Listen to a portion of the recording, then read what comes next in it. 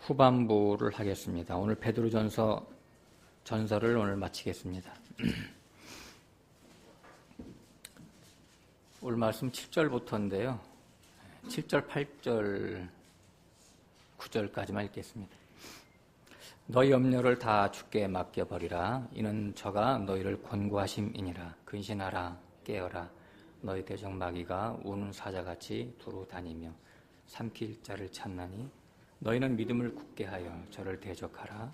이는 세상에 있는 너희 형제들도 동일한 고난을 당하는 줄을 알미니라. 아멘. 우리가 지난주에 조물주 하나님에 대해서 공부를 했었죠. 만물을 창조하시고 운행하시고 섭리하시는 하나님, 그죠? 그것을 다른 말로는 전지전능하신 하나님이다, 이렇게 우리가 공부를 했었습니다. 그래서 전능하신 하나님을 객관적으로 대하는 것은 우상의 하나님을 만들어서 섬기는 것이다 라고 했었죠. 지식적으로, 관념적으로 하나님을 입술로 아무리 외쳐 불러도 내 삶과는 전혀 무관한 죽은 하나님을 말하는 것이죠.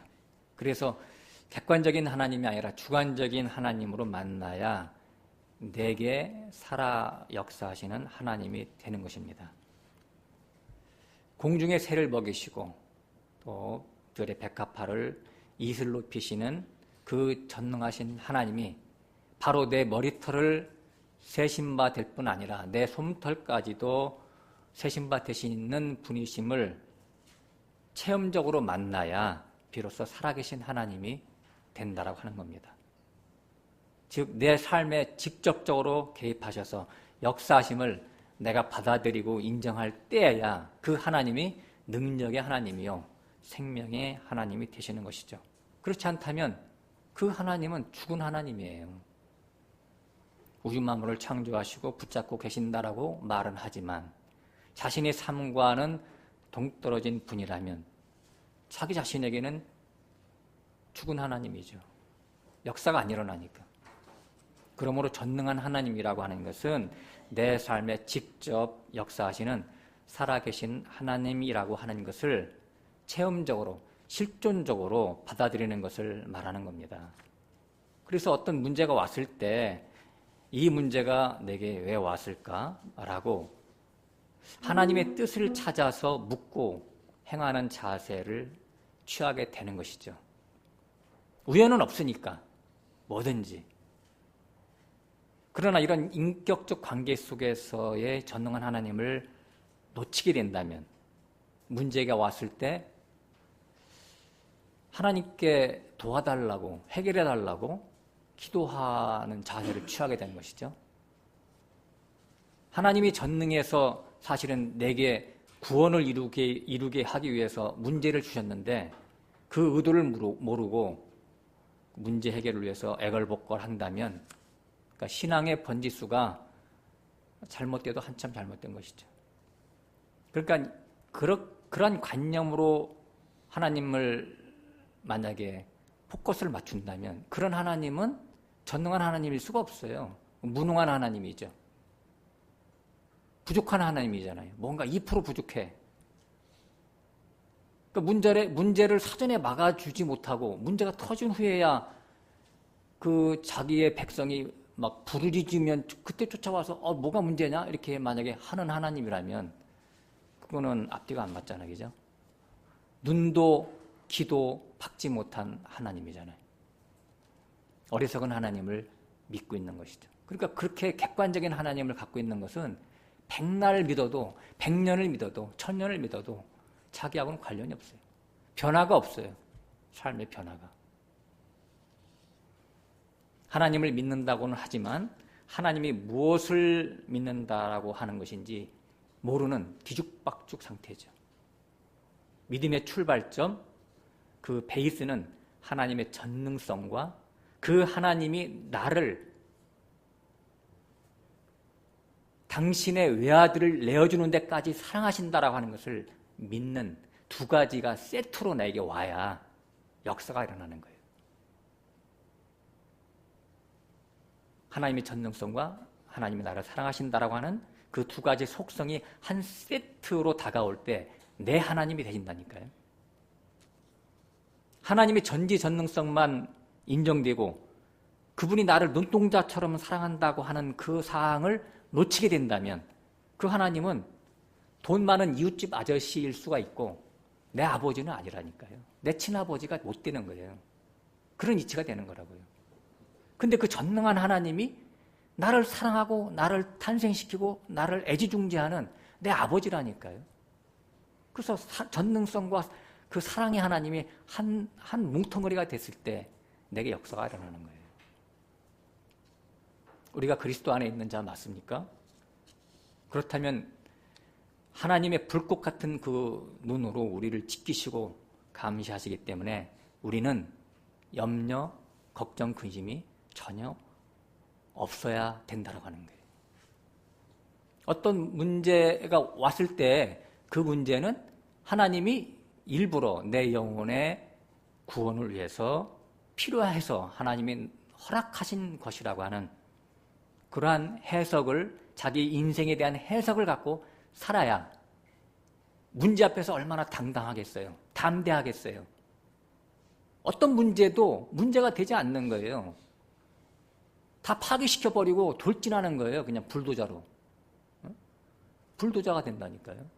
십자가가 제가 불도저라고 그랬잖아요. 내가 이 세상에 이해타산에 내가 끝나고 하나님께 모든 걸 내가 맡겨버린다면 그것처럼 무서운 사람이 어디 있어요? 오늘 본문 7절 너희 염려를 다 주께 맡겨버리라 이는 저가 너희를 공과시민이라 이렇게 나와 있어요. 염려를 주님께 맡겨버리는 그런 삶. 베드로전서 5장이 우리가 지금 두 번째 시간을 갖고 있는데 원래는 세 가지 파트로 되어 있습니다. 1절부터 4절까지가 바로 한 파트인데요. 장로의 삶에 대해서 써놓은 거예요. 장로는 양무리의 본을 보이고 양무리를 목양하는 그 삶을 통해서 나중에 영광의 멸류관을 얻게 된다. 그리고 5절부터 11절까지 오늘 본문 지난주 5절부터 11절까지는 젊은 자라면 장로의 삶으로 열매 맺으라고 하는 내용이죠. 우리가 지난주 공부했지만 그 5절, 6절 보면 겸손으로 서로 고개 숙이고 교만치 말고 오늘 7절에는 염려를 다 주께 맡겨버리라 이렇게 나와 있어요. 또 세 번째 파트는 12절부터 마지막인데 이따 뒤에 가서 하겠습니다만 마지막 편지 마지막 인사예요. 그거는. 아무튼 이 세 가지 파트로 나눠진 5장을 우리가 지금 중간에 공부하고 있는데요. 하나님의 전능성과 나에 대한 사랑을 믿지 못하면 아무튼 이 염려거리를 어떻게 주께 맡길 수 있겠어요. 그죠? 우리가 맡긴다고 해도 그냥 그 지식적으로만 이렇게 맡기는 듯하지만 금세 다시 염려한테 달려가서 염려와 붙잡고 씨름하고 있다니까요. 그건 하나님께 내가 다 맡기지 못한 거예요. 모든 성경이 논리적으로 썼듯이 오늘 본문도 역시 마찬가지로 논리 연속입니다. 성경 자체가 논리니까 로고스가. 그것은 뭐냐면 4장 마지막 절에 우리가 조물주에 대해서 공부했었잖아요. 조물주께 부탁한다. 그 5장으로 쭉 이어지고 있는 거예요. 그래서 제가 전능성에 대해서 지금 오늘도 앞에 잠깐 제가 이해를 돕기 위해서 또 말씀을 드린 겁니다. 조물주는 전능성이니까. 전능하신 하나님이니까. 그래서 여기 7절에 너희 염려, 너희라고 하는 자들이라고 하는 누구냐? 베드로전서 1장 1절 공부할 때 여기저기 흩어져 있는 택함 받은 나그네들을 얘기했죠. 즉 거듭난 교회들을 지칭하는 말씀이다라고 하는 너희라고 하는 것은 그리스도인들을 얘기하는 그리스도 안에 들어가 있는 자들. 그리스도인과 세상은 반대적인 개념이에요. 그리스도인은 세상에서 빼내서 하늘로 올라간 자들 그리스도인이라고 하는 거예요. 그리스도라고 하는 것은 기름 부음을 받았다. 그래서 영 안에 들어간 걸 얘기하는 거예요. 영 안에. 육신에 있지 않아요. 그걸 얘기하는 거예요. 있다라고 하는 거예요. 우리 마음이 그리스도와 함께 부활 승천해서 하늘에 앉혀진 자들을 그리스도인이라고 하는 거예요. 그리스도 안에 있는 자들. 그리스도가 지금 어디 있어요? 보좌 우편에 하늘에 있잖아요. 하나님과 함께. 그걸 얘기하는 거예요. 근데 우리 그리스도인은 마음은 하늘에 가 있고 몸은 어디 있어요? 땅에 있죠. 몸은 땅에 있어요. 이제 여기서 이제 우리의 갈등이 생기는 거예요. 그래서 몸과 접촉되는 수많은 여러 가지 몸에 필요한 요소들이 있죠. 먹을 거, 입을 거, 마실 거 필요하잖아요. 그리고 또 건강도 필요하고 자녀 교육도 필요하죠. 또 이웃과의 관계성도 필요하죠. 그런 생활의 요소들이 필요한 요소들이 있습니다. 여기서 우리는 때로는 부족함도 느끼고 결핍도 느끼고 질병도 또 걸릴 수도 있고 각종 여러 가지 사람과의 관계성도 갈등도 표출될 수도 있고 여러 가지 문제들이 발생합니다. 그런 모든 것들을 다 염려라고 봤을 때, 그 문제라고 봤을 때 그런 것들을 다 주께 맡겨버리라고 하는 거예요. 왜냐? 왜 그렇죠? 전능하신 하나님이니까. 내게 필요해서 준 거라니까, 그게. 그걸 잊어버리면, 내게 뭔가 내 속에, 내 안에 있는 연약함, 그 어두운 그늘들을 하나님이 다 빛으로 전환시키기 위해서 하나님이 내게 허락하시는 거예요.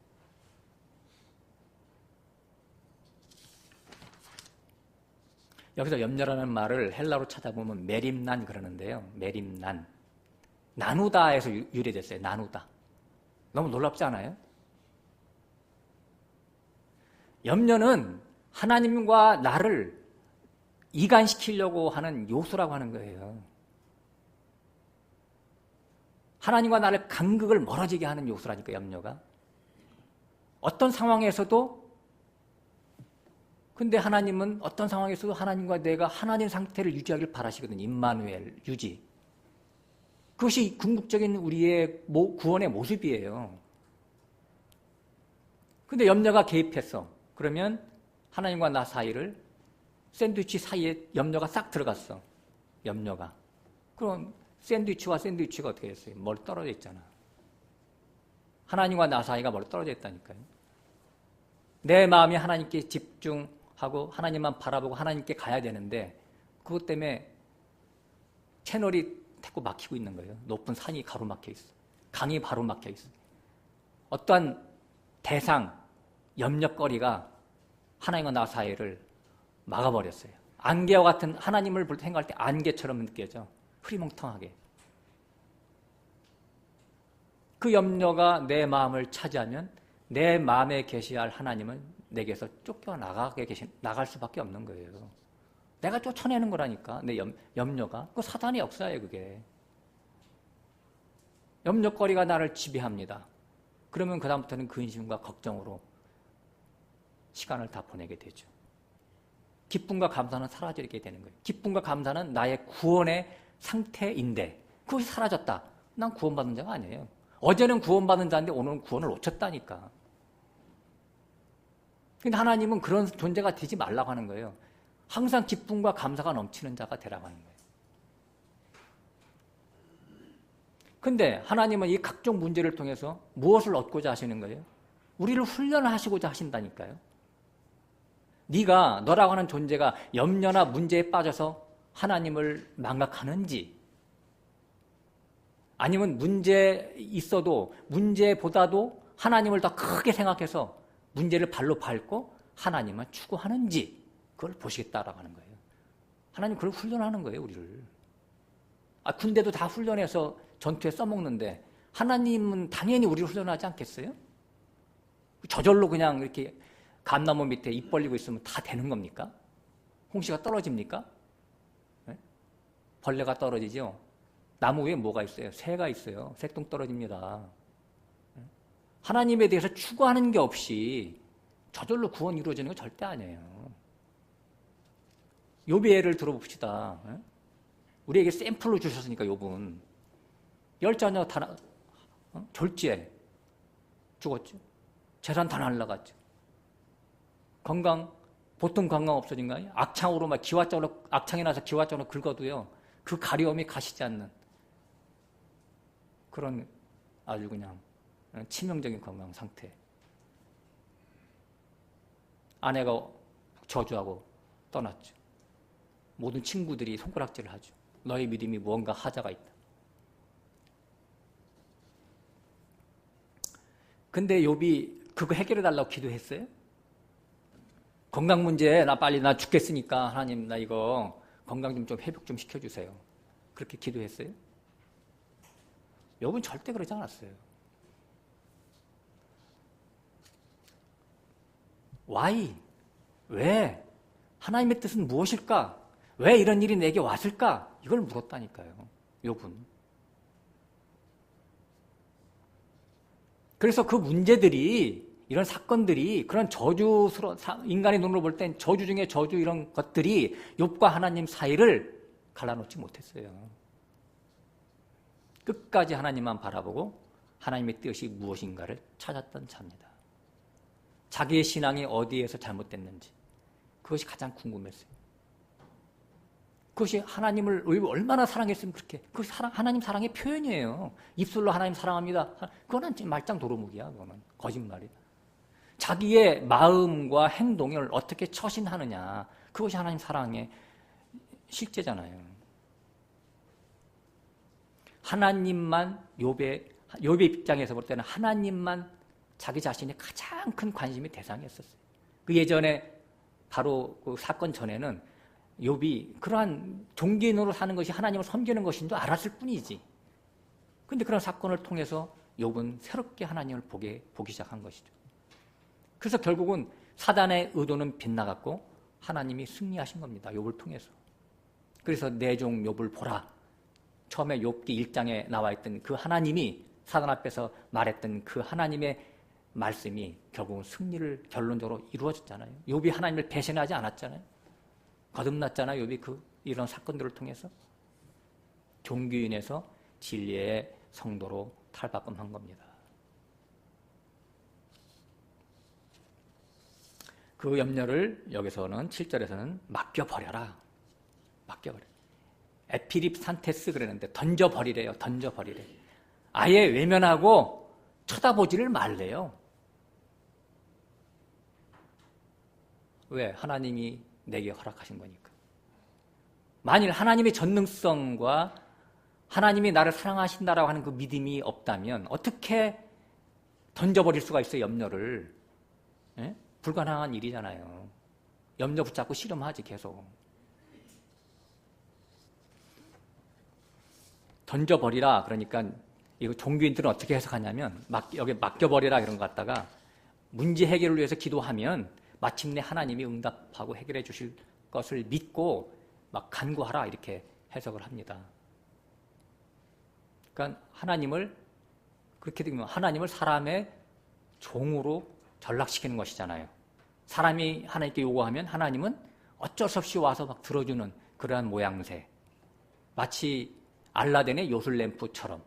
알라딘이 그 요술램프 뭐예요? 갖고 다니다가 뭐 문제가 있으면 뚜껑 열고서 뭐 이렇게 주문을 외우면 속에서 막 무슨 커다란 그 연기와 같이 능력자가 나타나가지고 문제를 해결해주는 그런 동화 같은 그러한 하나님을 상상하고 있다니까, 사람이.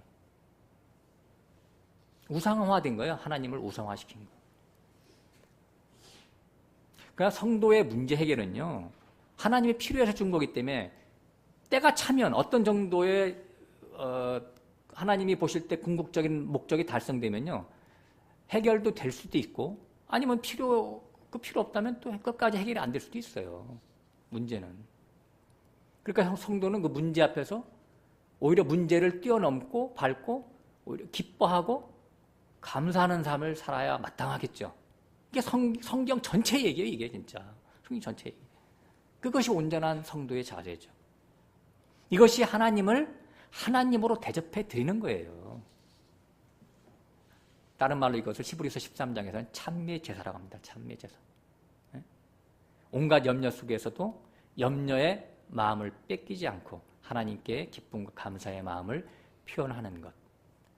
그래서 하나님의 뜻이 전적으로 자기 자신을 통해서 이루어지도록 내가 고난 속에서 끝까지 견뎌내는 것. 아, 뜨겁다 그러고 튀어나올 일이 아니라, 아버지 이 풀무불 온도 좀 낮춰주세요. 너무 뜨겁습니다. 그렇게 하면 그 도자기가 만들어지겠어요? 그 사람의 그 능력에 맞으니까 그 보내준 건데. 이렇게 삶 속에서 하나님을, 고난 속에서 하나님을 높여드리는 거, 몸으로, 삶으로, 이것이 찬미라니까요. 삶의 찬양을 얘기하는 것이 우리가 입술로 노래하는 그런 게 아니에요. 찬미라고 하는 게.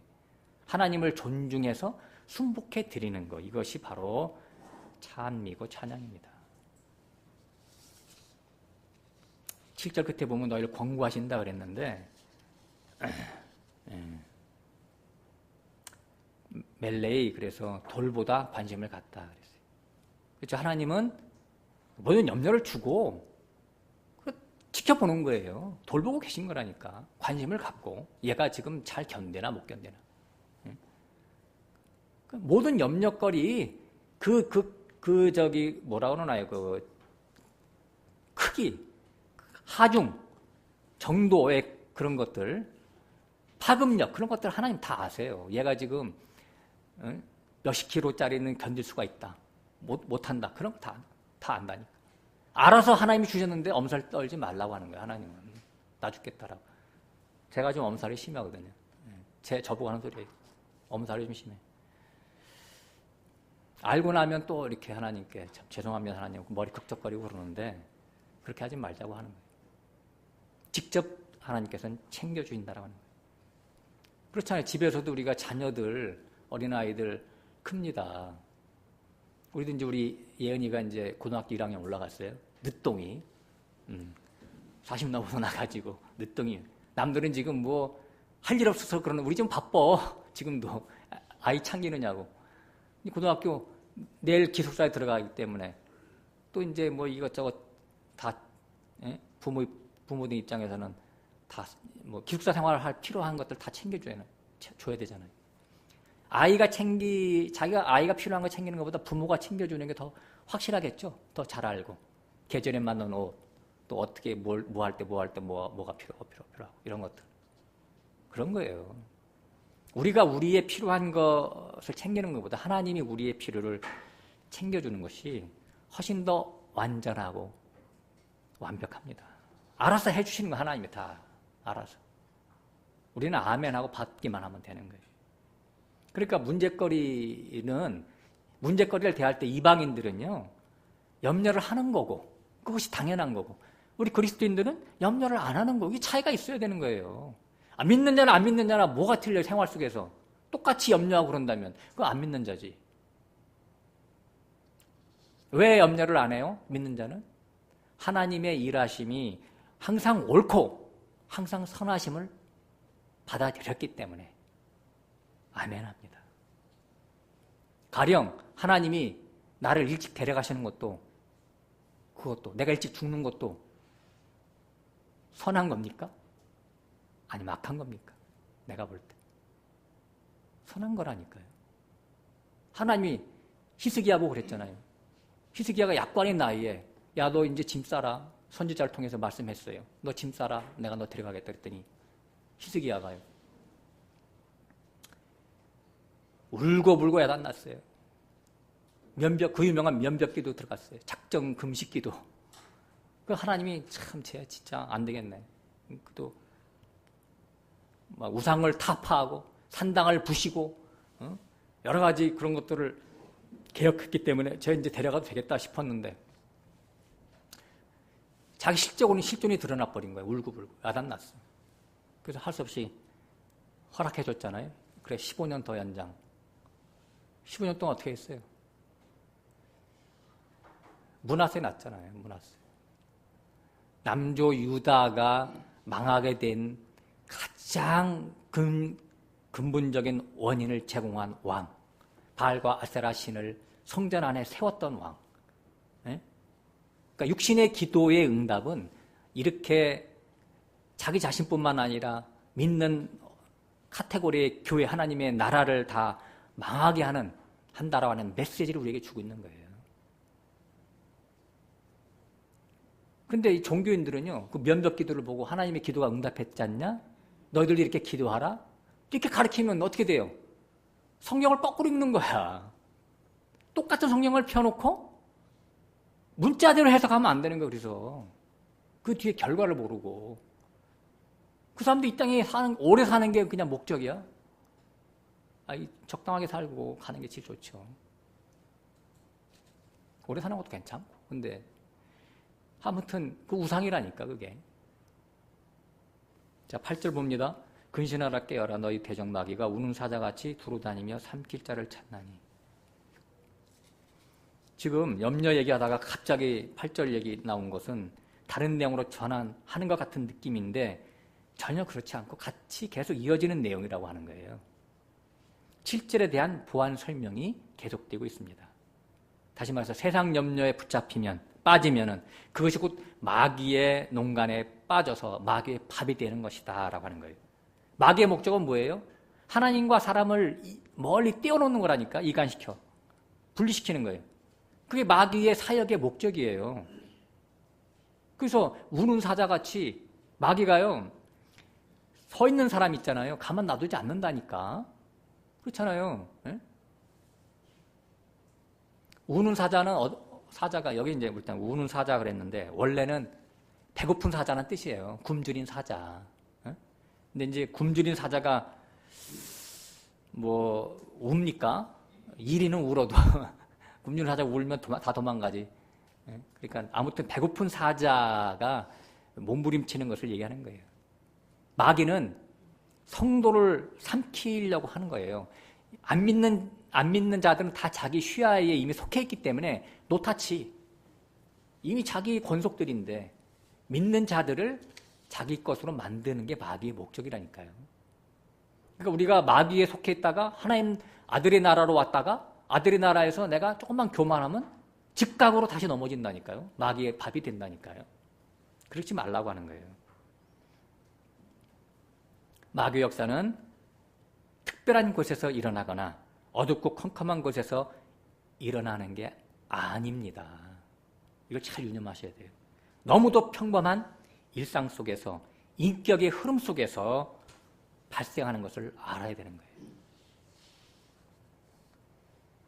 마귀의 역사를 우는 사자 같은 마귀의 역사를 제가 3가지 정도로 이렇게 분류해서 생각해 보고자 하는데요. 첫 번째는 생활의 염려, 근심에 빠지는 거예요. 4가지 밭 있죠? 돌짝밭, 길가밭, 가시밭, 좋은 밭. 나는 항상 좋은 밭입니까? 그리고 저 앞에 있는 다른 지체들은 다른 나머지 3가지 밭입니까? 그렇게 생각하는 사람들은 그 오해예요. 어제는 내가 좋은 밭이었는지 몰라도 오늘은 그렇지 않은 거예요. 항상 변동적인 거예요. 내가 서 있다고 생각하면 나는 이미 여러 가지 다른 밭으로 넘어진다니까요. 깨어라, 근심하라, 근신하라 그렇게 해서 나온 거예요. 그게. 오늘 내가 가시밭이 될 수 있고 돌짝밭, 길가밭이 되는 거예요. 가시밭이 뭐예요? 말씀 받았는데 아멘으로 잘 받았어요. 뿌리가 났어요. 싹도 났어요. 줄기가 올라갑니다. 근데요. 가시에 막혀서 더 자라지 못했죠. 열매가 없어요. 그렇게 성경에 써 있어요. 내가 하는 말이 아니라. 너무나 우리 일상생활 속에서 빚어지는 빈도수가 높은 일들이 아닙니까? 돌짝밭은 말씀을 받아서 뿌리는 나왔는데 깊지가 않아. 흙이. 그래서 그냥 말라 비틀어 죽죠.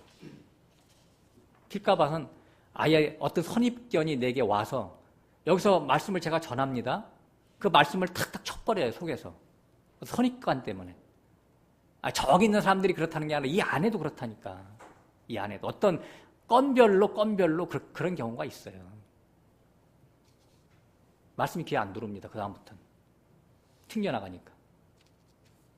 그래서 깨어라 근신하라고 하는 거예요. 겸손해야 돼. 사람은. 깨트려져서. 세상 염려 이거 첫 번째 요소고요. 두 번째는 미워하는 감정입니다. 우리가 어느 나라를 미워합니까? 제일?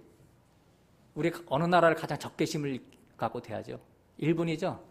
네, 일본 그냥 한일전 축구 뭐 하면 그거 꼭 이겨야 돼 우리가. 거기도 마찬가지고 서로 피차.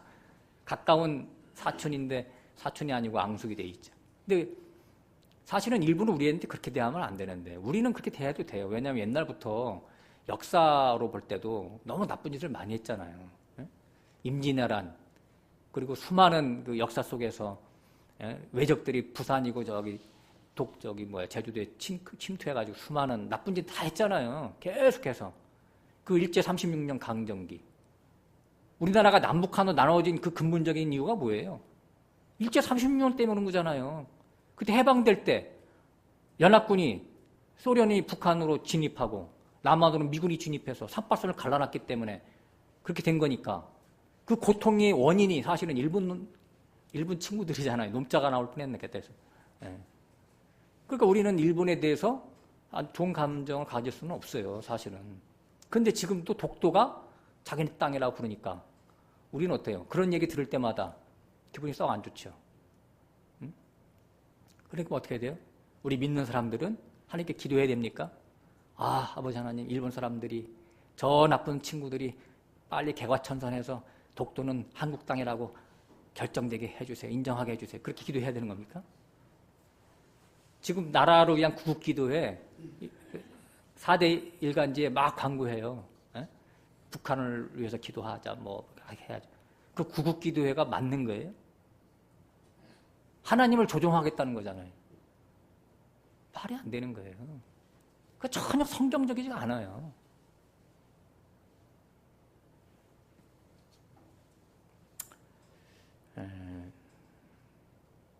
그렇게 다케시마 독도를 우리 땅으로 하게 해달라고, 정신 차리게 해달라고, 북한이 정신 차리게 해달라고, 이런 어떠한 이 세상에 있던 이슈를 가지고 내가 기도하는 자기 자신의 마음가짐이 지금 이미 분노와 미움으로 차 있기 때문에 그렇게 하는 거예요. 그렇기 때문에 이미 마귀의 밥이 된 겁니다. 그 사람의 마음이. 자기 자신의 마음속에 하나님이 떠나고 어떠한 이 세상의 목적을 달성하고자 하는, 그것도 미움과 더불어서 달성하고자 하는 그런 것들이 하나가 되어 있는 거예요. 마귀는 언제든지 어떤 이슈를 갖다 내게 주든지 간에 내 마음을 하나님 외에 다른 것으로 뺏기도록 유도하는 겁니다. 세상사가 내 마음의 이슈가 되었다면 마귀의 계략에 먹힌 겁니다. 그런 민족적인 감정이 있는가 하면, 또는 개인적인 감정, 대인관계도 다 마찬가지예요. 누구를 마음속에 미워하는 마음이 있다면 평강이 깨집니다. 미움의 대상이 내 마음을 자리 잡습니다. 그러면 하나님은 내게서 떠납니다. 마귀가 그 마음을 차지합니다. 마귀에게 삼켜지게 된 것이죠. 하나님이 계셔야 될 마음에 미움이 차게 되면 마귀의 전략대로 된 겁니다. 누가 웃습니까? 뒤에서? 마귀가 빈 것이 웃습니다. 마귀의 권속이 된 거예요. 그래서 에베소서 4장 26절에는요. 분을 내어도 해가 지도록 분을 품지 말라 이렇게 돼 있어요. 해가 지도록 분을 품지 말라. 분은 낼 수가 있대요. 분을 내어도. 우리가 혈육을 갖고 있다면 분을 낼 수가 있어요. 묵하고. 근데 해가 지도록 분을 품지 말래요. 해. 그러니까 저녁이 되기 전까지 풀어라 그런 얘기겠죠. 근데 해를 또 영적으로 해석하면 뭐예요? 하나님의 은혜잖아요. 하나님의 은혜가 자기 자신에서 소멸될 때까지 분을 모셔두지 말아요. 그냥 분을. 마귀의 속성이니까. 빨리 몰아내라. 이런 얘기가 되겠죠.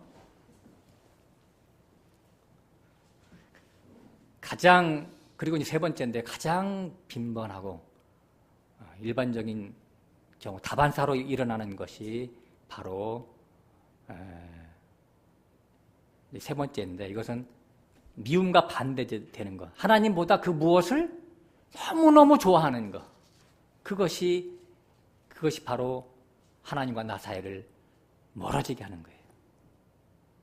아까도 말씀드렸지만 우리 마음은, 구원받은 우리 마음은 하늘에 올라갔지만 육체는, 이 몸은 이 땅에 살고 있잖아요. 그래서 육체의 오감각을 통해서 접하는 세상에 좋아하는 모든 것들을 만나게 되잖아요. 눈, 코, 입, 냄새 맡고 귀로 듣고 눈으로 보고. 그래서 그런 것들을 내가 소유하고 싶어. 맛보고 싶어. 내가 그걸 취하고 싶어. 내 쾌락으로 갖고 싶어. 그런 것들이에요. 요새 텔레비 볼 때 조심해야 돼요. 요새 먹방. 네? 먹방 때문에 우리나라 사람들 요새 비만으로 다 흘러갔다고 하더라고요. 그거 보면 나도 먹고 싶잖아요. 한밤중에. 네? 막 이 기름진 음식들. 네. 그런 것들도 영적인 눈으로 봐야 됩니다. 자기 자신의 건강도 해칠 뿐만 아니라 자기의 관심사가 그런 것들로 흘러가게 된다니까요. 여행, 먹방 이런 것도 조심해야 돼요. 그러니까 지금은 우리가요, 신앙생활하기 굉장히 어려워요. 너무나 일상적으로 평범한 것 같은데 그 안에 다 사단의 계략이 다 숨어 있어요. 사단의 역사들이죠, 다. 핸드폰도 마찬가지고.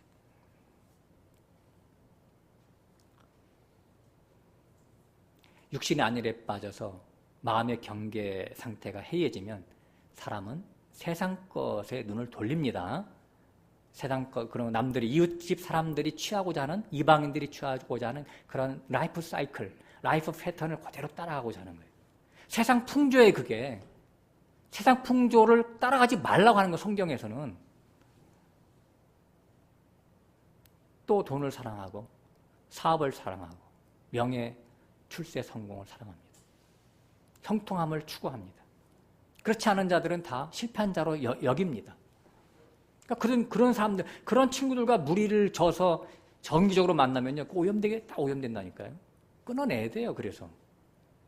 그 사람들 내가 설득시킬 수 있습니까? 하나님 믿지 않는 사람들이 바보라고 그러지, 우리 보고. 그러니까 내가 안 만나야 되는 거예요. 또 만나고 나면 기분이 나빠, 뭔가. 내가 뭐 손해보는 것 같고. 이거 내가 제대로 사는 거 맞아? 이렇게 또 가끔씩 의문이 생긴다니까요. 그래서 누구든지 깨어 근신하지 않으면 넘어지고 맙니다. 요즘 우리나라 뿐만 아니라 온 세계를 뜨겁게 달구는 이슈 있죠? 미투 운동. 몸살을 앓고 있죠, 우리나라 지금. 학계, 뭐 연극계, 영화계, 뭐 대학가, 이제는 뭐 정치, 또 종교계까지. 판검사는 뭐 말할 것도 없고. 그런 데서 어떤 인물들, 리더급의 인물들이 어떤 일을 한 것을 보면 어떻게 돼요? 아이, 몹쓸 인사들. 여기 튀어나옵니까? 물론 맞습니다. 파렴치한 들이지요. 비인격적이고 짐승 같은 자들이 맞습니다. 그들은 비판받아도 마땅하죠. 리더가 돼야 되는데 오히려 자기의 권세를 이용해서 자기 욕심을 채웠잖아요.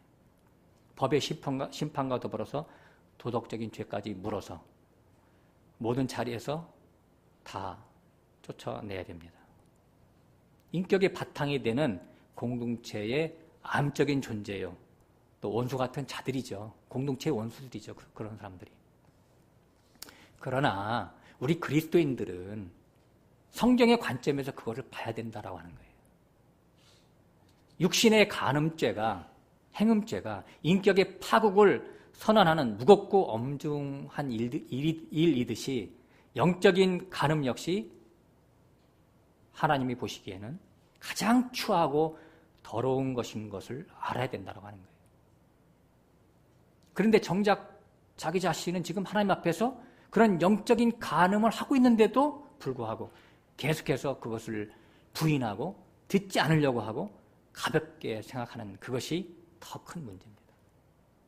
어떤 인사가 자기가 미안하다고 하는 그런 인터뷰를 했는데 그걸 갖다가 그냥 다 리허설까지 해가지고 하는 그런 못된 인사도 있더라고요. 양심이 화인마다 그런 거예요. 교회 안에서도 얼마든지 그런 일이 너무나 많이 발생할 수가 있다라고 하는 거예요. 그냥 그걸 보고 똑같다라고 하는 걸 느꼈어요, 제가. 야고보서 4장 4절에는 이렇게 써 있습니다. 간음하는 여자들이여. 간음하는 여자들이여. 너희가 세상과 벗된 것이 하나님과 원수됨을 알지 못하느냐. 질타합니다. 하나님께서. 여자가 누굽니까, 여기서? 하나님은 남자고 모든 세상의 인간들은, 사람들은 다 여자죠. 믿는다라고 하는 그 모든 사람들이 하나님 앞에서 여자잖아요. 근데 간음하는 걸, 세상을 사랑하는 것이 하나님의 원수라니까요. 세상과 세상의 것을 사랑하는 것, 육신의 정욕, 안목의 정욕, 이생의 자랑, 다 마귀로부터 왔다라고 하는 거예요. 요한일서에 보면.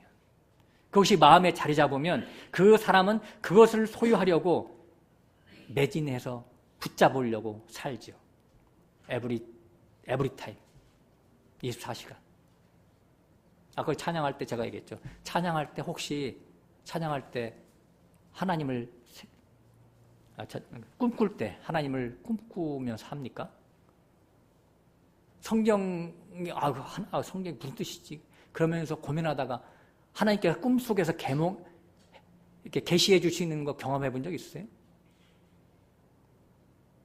근데 그게 아니고 반대로 세상에 그 뭔가 이렇게 매듭을 풀려고 그거 어떤 계획 그거 쫓아다니고 살면 밤에 그것이 보인다니까요. 꿈속에서. 세상을 사랑하는 그것 때문에 자기 자신의 하루 종일 삶을 그걸 붙잡으면서 쫓아가는 그러한 것들이 바로 하나님을 상실했다고 하는 증거예요. 우린 종교인이 아니에요. 여기 오시는 분들은. 종교인은 그렇게 해도 돼. 종교인은 그게 종교인이니까. 처치맨, 처치 피플. 일요일날 성령책 털고 갖고 가서 예배 드리면 하나님께 예배 드렸잖아. 예배 드려줬잖아. 헌금 내고. 그 종교인이 하는 거죠. 그렇지만 그리스도인은 그렇게 하면 안 돼. 그건 그리스도인이 아니죠. 사람의 본분은요, 하나님을 경외하는 것이라고 어디 써 있어요? 잠언 끝에 써 있나요? 아니, 전도서에 있죠? 전도서 끝에. 사람의 본분은 하나님을 경외하는 것이다. 그걸 깨달았대요, 솔로몬이 마지막에. 모든 것이 헛되대요. 그 외에는. 너무나 헛되다라고 하는 것을 강조하기 위해서 헛되다를 4번이나 하잖아요. 헛되도다.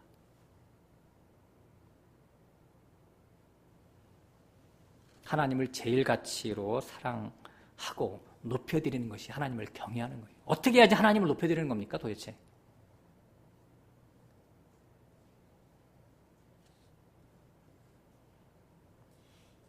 구원받았다면서요. 구원받은 사람을 왜 하나님이 하늘로 우리를 데려가지 않고 이 땅에 남겨놓지요? 근데 이 세상은, 하나님이 남겨놓으신 이 세상은 어떻습니까? 온갖 육신과 친화적인 삐까 번쩍한 것으로 가득 차 있지 않습니까? 보암직, 먹음직, 탐스러운 것들로 무궁무진합니까, 이 세상이? 바로 거기에 하나님이 남겨주셨다면 여기에 바로 키가 있다는 거예요, 키. 핵심이 있다라고 하는 거예요.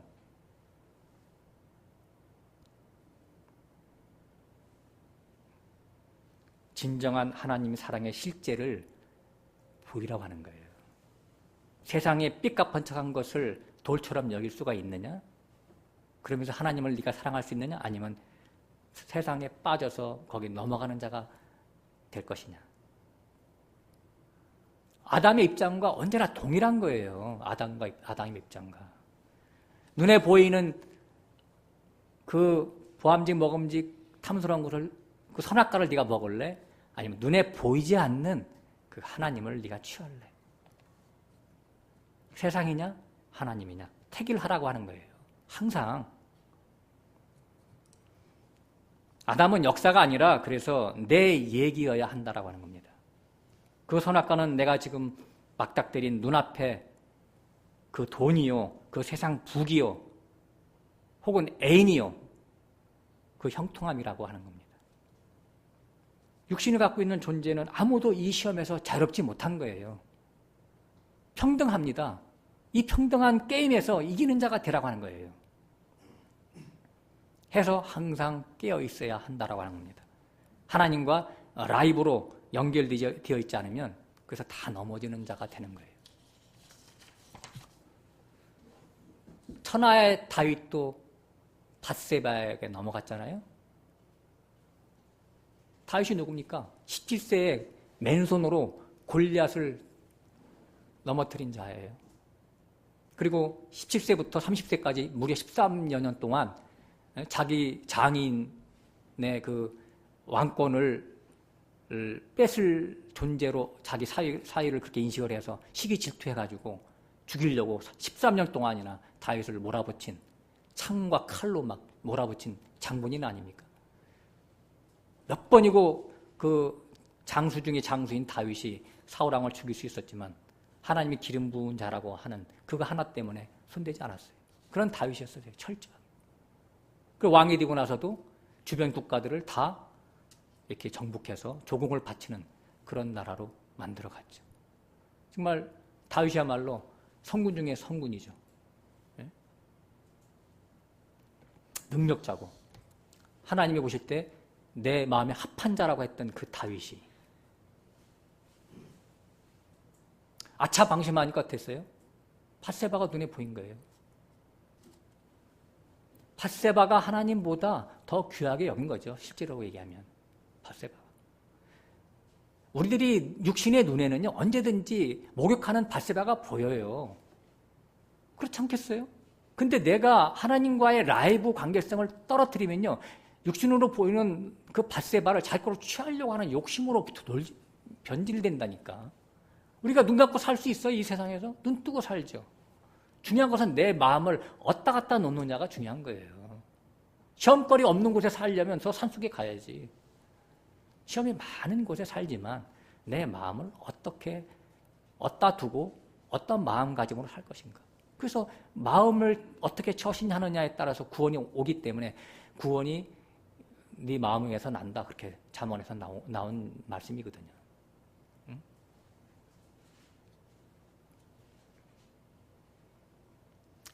우리 아가 누굽니까? 저 여자 누구냐? 저 여자 누구냐? 그러니까 우리 아의 아내입니다. 우리 아이라고 하는 것은 말이죠. 젊은 청년 장교예요. 네? 자기 부하, 휘하, 충성스러운 장군이 아내인데 그 아내를 데려오라. 그래서 자기 권세로 차지하는 그러한 짐승 같은 일을 범했잖아요. 다윗이. 그 천하의 다윗이. 아이를 잉태합니다. 그래서 그걸 무마하려고 우리아를 부릅니다. 우리아가 안 들어갑니다. 우리아를 죽이라고 우리아의 손에 군대 장관 요압한테 얘를 죽여라 그래가지고 요압의 손에다가 그 편지를 써서 보내는 이러한 일을 하는 게 다윗이라니까요. 참담한 일을 한 사람. 어제까지 하나님의 사람이었는데 어제까지 좋은 밭이었는데 오늘은 악한 마귀 새끼가 된 거예요. 괴물이 된 거예요. 깨어있지 않으면 그렇게 된다니까 사람은. 옛날에 하나님의 일을 많이 했습니까? 오늘 내가 깨어있지 않으면 아무 소용없어요. 그래서 억울한 밧세바와 죽은 우리아를 대신해서 나단이 나섭니다. 그래서 미투를 외쳤습니다. 미투. 나도 당했어. 그래서 하나님은 다윗의 죄를 온 천하에 다 드러냈죠. 하나님은 그 다윗의 죄를 회개하는 다윗의 죄를 용서했지만 그 죄의 삭슨 짊어져야 함을 성경은 분명히 제시합니다. 너희 집이 끝까지 칼로 망할 것이다. 이렇게 하나님 선언하셨어요. 너무 무섭지 않아요? 죄를 쉽게 생각하면 절대 안 됩니다. 그래서 다윗의 장자 암논이 자기 이복 동생 다말을 겁탈을 했잖아요. 그 다말의 친오빠인 압살롬이 암논을 2년 있다 죽이잖아요. 그 압살롬이 그 분이 안 풀려가지고 말이죠. 반역을 합니다. 아버지를 쫓아내죠. 그리고 아버지의 후궁 10명과 백주 대낮에 사람들이 보는 앞에서 겁탈을 하잖아요. 이런 치욕이 세상에 어디 있어요? 다윗이. 자기 아들이. 그리고 나라가 반쪽으로 쪼개져가지고 반군과 친위다가 서로 싸우고 피비린내가 나는 그런 역사가 일어났잖아요. 한 번의 실수로 말이죠. 씻기지 않는 그러한 치명적인 그 죄의 값을 받게 되는 것을 보는 거예요, 우리가. 그럼 우리에게 있어서의 밧세바는 누구고 어떤 사람입니까? 세상과 세상의 것을 사랑하는 거예요. 돈이에요, 돈. 그래서 돈은 야고보서 끝에 가면 일만 악의 뿌리다. 딱 나오는 거예요. 일만 악의 뿌리라니까요. 하나님과 근접할 수 없는 모든 악의 뿌리가 돈이라고요. 다윗은 회개에서도 지옥의 형벌을 받았지만 대다수 믿는 자들은 자신의 간음죄를 모르고 사는 게 문제입니다. 영적 간음죄. 하나님 외에 이 세상을 사랑하는 것. 세상과 세상의 것을 사랑하는 것. 그래서 심각성을 몰라서 가책을 못 느끼고 이렇게 매시간 경고하고 질책하지만 남의 말로 알아들으면 나중에 내생이 생겨서 듣는 동 마는 동 합니다. 나중에 심판대에서 무엇 때문에 원망하고 후회할 것입니까? 자기가 그토록 사랑했던 그 돈 때문에 세상의 부자됨을 추구하고 살았던 그것이 자기 자신의 발목을 잡을 것입니다. 그때 후회하면 때는 늦으리. 심은 대로 거둔다라고 하는 거예요. 그래서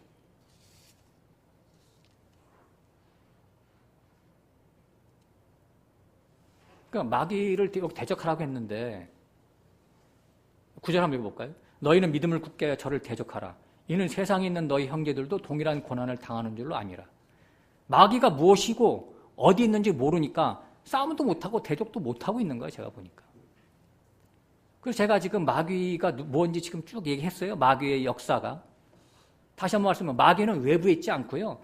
내면의 욕심이 바로 마귀의 처소라니까요. 갈라디아서 5장에 보면 십자가에서 정과 욕심을 십자가에서 못 박았느니라 나오잖아요. 누가? 그리스도인들은. 그럼 정과 욕심 십자가에 못 박지 못했으면 그리스도라는 말을 딱지를 띄고 다니세요. 앞으로는. 정직하게. 그래 자기 현상에 대해서 분명히 알지. 정과 욕심이 뭡니까? 내 안에 마귀라니까요. 그게 내 안에 마귀. 멀리 있는 게 아니라니까요. 그래서 십자가에서 정과 욕심을 못 박았다면은 정과 욕심이 뭐냐면 그것이 세상이라니까요. 욕심이고. 그 세상의 가치를 끝내는 것이 십자가에서 죽었다라고 하는 거예요. 그것이 그냥 다른 어떤 이론이 아니라 그것을 확증하는 시간이 되시길 바라겠어요. 이 시간에. 그래서 남편은 아내에게 대해서 항상 그렇게 권고를 하고 남편도 아내에 대해서 그걸 권고를 해야 돼요. 이 땅의 것을 추구하는 거에 대해서 그냥 수덕합시다. 이제 우리가 변화된 삶을 삽시다. 그렇게 해나가야 발전이 있는 거 아니에요? 믿음의 진보가 일어나는 거 아니에요?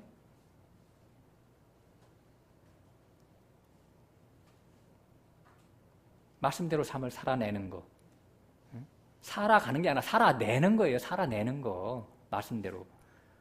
돈 욕심내지 말고 덜 벌고 덜 쓰세요.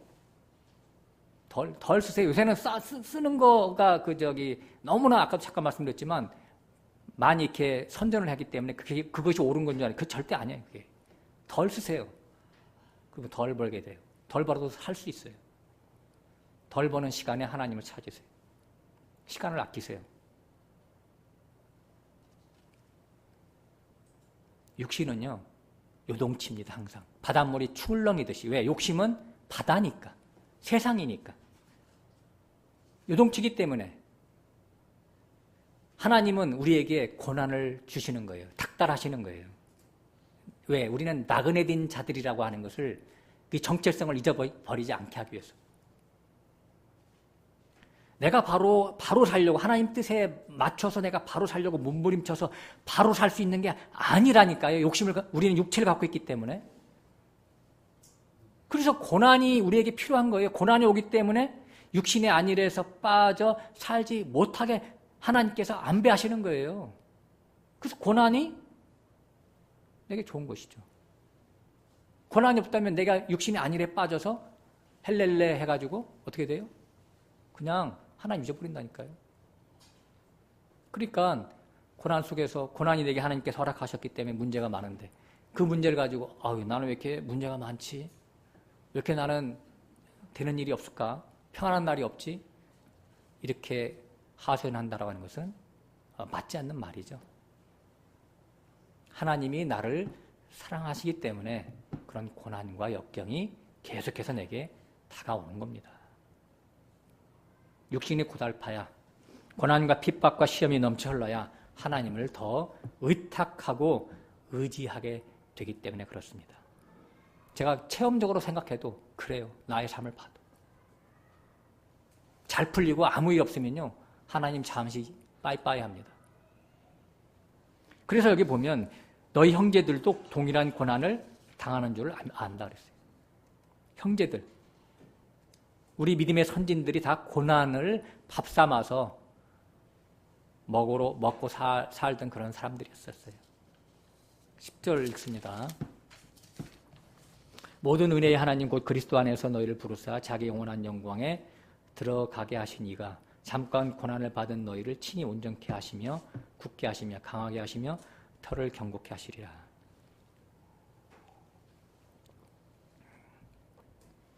여기 그리스도 안에 있는 너희 이렇게 써놨네, 그죠?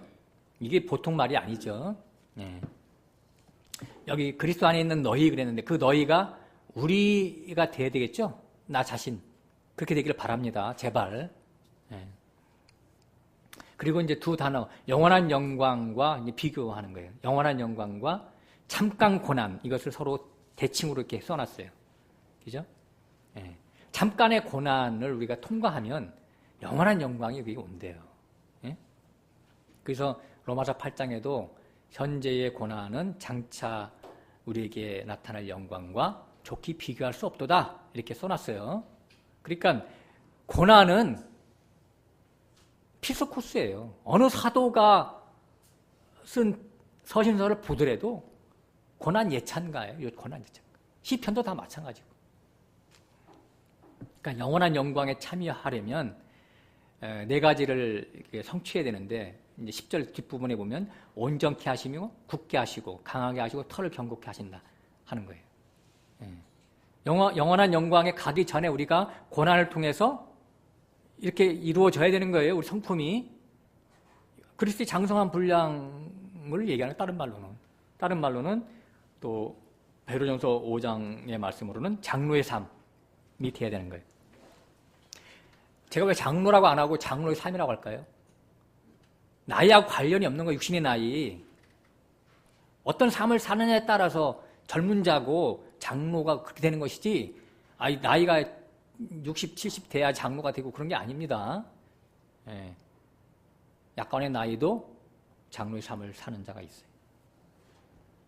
네 가지로 내 자신의 성품을 만들어가는 거, 그리스도처럼 닮아가는 거, 이것이 바로 믿음의 결국인 혼의 구원입니다. 그러니까 신의 성품을 만드시려고 하는 거예요. 그래서 베드로전서가 이제 여기서 끝나지만 베드로후서 이어질 때 1장에서 신의 성품이 딱 나옵니다. 베드로 사도가 그 말을 하고 싶었던 거예요. 베드로후서 1장에 딱 가면 신의 성품 딱 나옵니다. 신의 성품. 네. 자, 여기서 온전케 하시며 이게 뭐냐면 카탈리죠 그랬는데 완전히 완성하다 그런 뜻이에요. 네? 너무 멋있잖아요. 카탈리죠. 완전히 완성하다. 수리하다 그런 뜻도 갖고 있어요. 수리하다. 마귀의 인격이 하나님의 인격으로 탈바꿈 되게 하겠다는 거예요. 어떻게?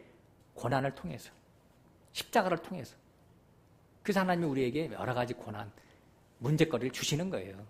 그 문제를 어떻게 소화하느냐에 따라서 내가 그렇게 될 수 있고 문제에 오히려 문제에 빠져서 거기에 홀딱 빠져버리면 마귀의 밥이 되는 것이죠. 문제를 어떻게 소화하냐에 따라서 그리스도의 장성한 분량에 이루어지느냐 아니면 뒤로 튀브하느냐 중요한 것이죠. 여기 굳건하고 강건하고 털을 경고케 한다라고 하는 것은 다 같은 말인데 내면 세계의 단단해짐을 의미하는 거예요. 한마디로 얘기해서. 자, 12절부터 한번 읽어볼게요. 내가 친실한 형제로 아는 실로아노로 말미암아 너에게 간단히 써서 권하고 이것이 하나님의 참된 은혜임을 증거하노니 너희는 이 은혜에 굳게 서라. 여기 실로아노가 누구냐면 실로예요, 실로. 그죠? 실라죠, 실라. 바울과 실라 같이 감옥에 갇혔다가 찬양함을 통해서 풀려났잖아요. 그 실라를 얘기하는 거예요. 바울과 2차 전도여행 때 같이 동행했던 인물입니다. 근데 중요한 건 뭐냐면 지금 베드로 전서를 누가 썼냐면 실라가 썼다는 얘기예요. 실라가 대필 했어요. 실라가. 베드로가 말을 했고 구술을 했고 실라가 대필 했어요. 그럼 옛날 우리 공부한 거 좀 다시 누가 공부한 게 복습한. 로마서는 누가 썼어요? 로마서. 바울이 썼어요? 아니면 다른 사람이 대필했어요? 로마서 16장에 보면요. 더디오가 대필했어요. 나 더디오가 이걸 대필했다 그랬었어요. 대소했다. 그러니까 지금 베드로전서는 11절, 5장 11절까지는 누가 썼냐면 신라가 썼고 12절부터 14절은 베드로가 편지 끝에 자기가 자기 말을 쓴 거예요. 여기다가. 네? 이렇게 보시면 됩니다. 네. 근데 로마서는 말이죠. 로마서는 제가 왜 이 말을 잠깐 시간도 없는데 하냐면 로마서는 왜 그 학문이 깊은 바울이 쓰지 않고 더디오를 통해서 썼을까요? 그거 생각해 보셨어요? 가말리아 학파 중에 학파요. 바리새인 중에 바리새인이었던 바울이 안 쓰고 학문이 부족해서 쓰지 않았을 텐데 안 쓴 게 아닐 텐데 어떤 영적인 의미가 있을 것 같지 않으세요? 제가 생각할 때는 그냥 교회라고 하는 것은 혼자 하는 게 아니다라고 하는 거예요. 혼자 생활하는 게 아니라고 하는 거예요. 더불어서 생활하라고 하는 거예요. 그래서 너와 내가 하나가 돼서 성경을 써나가자라고 하는 거예요. 성경을 써나가자. 생명책을 써나가자. 하나가 돼서. 라고 하는 것이지, 예? 뭐 어디가 불자들이 산에 가서 홀로 목탁 두드리면서 도 닦듯이 혼자 그렇게 하는 것이 신앙생활이 아니라고 하는 겁니다. 그래서 이렇게 일부러 더디오를 통해서 이렇게 쓰게 하셨다라고 하는 것을 우리가 유추해 볼 수가 있다라고 하는 겁니다.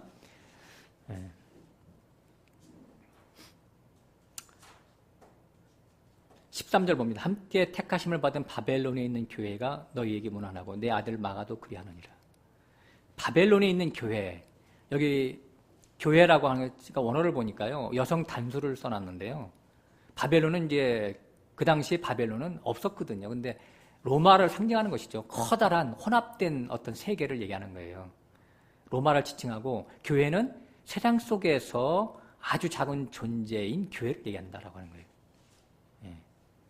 교회는 마치 태평양 위에 떠 있는 돛담배 같은 아주 작은 존재죠. 그러므로 큰 교회, 대의로 운집하는 대형 교회는 이미 교회가 아니라 세속화된 세상의 조직의 일부일 뿐이죠. 이런 것들을 큰성 바벨론이라고 합니다. 교회가 아닌 것이 교회 모습을 하고 있는 것, 이것을 성경에서는, 계시록에서는 음녀교회라고 해요. 그래서 계시록 17장에는 음녀교회가 뭘 타고 있어요? 붉은빛 짐승을 타고 있어요. 붉은빛 짐승은 뭐죠? 바다에서 올라온 짐승. 아니, 붉은 짐승이 그 마귀죠, 마귀. 마귀 영을 갖고 있다는 얘기죠. 마가, 내 아들 마가도 이렇게 써 있어요. 마가는 이제 마가 요한을 얘기하는 것인데 바나바의 생질입니다. 사도행전 15장에 보면요, 마가 때문에 싸움이 일어나요. 바울과 바나바가 전도하다가. 왜냐하면 바울과 바나바와 마가와 실라 4명에서 처음에 전도하다가요, 아마 마가가 견디기 힘들다 해가지고 도중에 도중하차해서 집에 갔나 봐요. 그래가지고선 그 다음 전도여행 때 바나바는 마가를 데리고 갔는데 계속 하려고. 근데 바울은 저런 친구와 동행할 수 없다 해가지고 내쳤어요. 그래서 심히 그것 때문에 다투어서 갈라섰다라고 사도행전 15장에 써 있어요. 예. 나중에는 마가가 이제 그 심기일진해서 충성스럽게 일한 모양입니다. 오늘 여기도 내 아들 마가라고 이렇게 베드로가 높이 이렇게 칭찬한 거 보면, 그리고 나중에 마가복음을 쓰잖아요. 그리고 디모데후서 4장에서도 거기 보면 바울이 마가를 부르지요. 자기 옥중에 있을 때 화해한 것을 나타내죠. 그리고 마가에게 마가복음을 쓸 수 있도록 모든 성경적인 기초 지식을 또 이렇게 전수해 줬다라고 저는 생각을 합니다. 그러니까 바울도 나중에는 막 넉넉한 마음의 소유자가 됐어요. 처음에 바울은 막 율법 세계에서 진리 안으로 들어왔기 때문에 두드러기가 났어. 막 율법하면 막 두드러기가 나가지고 막 쳤어요. 근데 나중에는 넉넉한 마음의 소유자가 됐어요. 마태복음 13장에 보면요, 겨자씨 비유가 있으면서 큰 나무가 나오죠. 겨자씨가 자라서 뭐가 됐어요? 큰 나무가 됐어요. 큰 나무 밑에 누가 거해요? 각종 새들이 기거해요. 각종 새는 뭘 상징해요?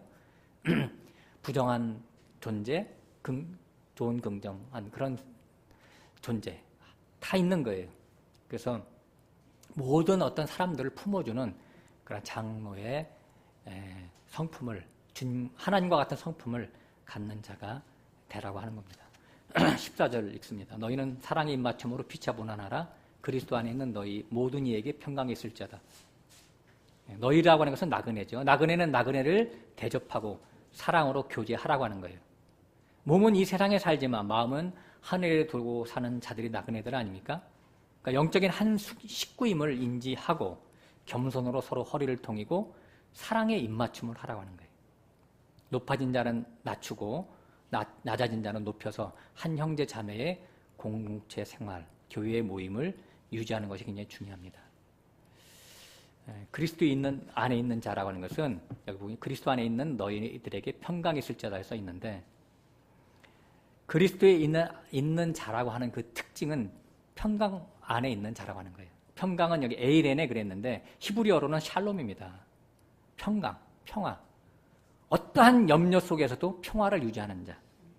왜 그렇게 돼요? 그리스도가 나의 목자니까 더 이상 부족함이 없어요. 모든 게 기쁨이고 모든 게 감사일 뿐입니다. 그래서 염려와 근심거리는 하나님께 던져버린 자들이죠. 그래서 그리스도 안에서는 모든 환경과 사건이 다 하나님의 음성이기 때문에 아니오가 없고 예만 있을 뿐입니다. 기도하고 마치겠습니다.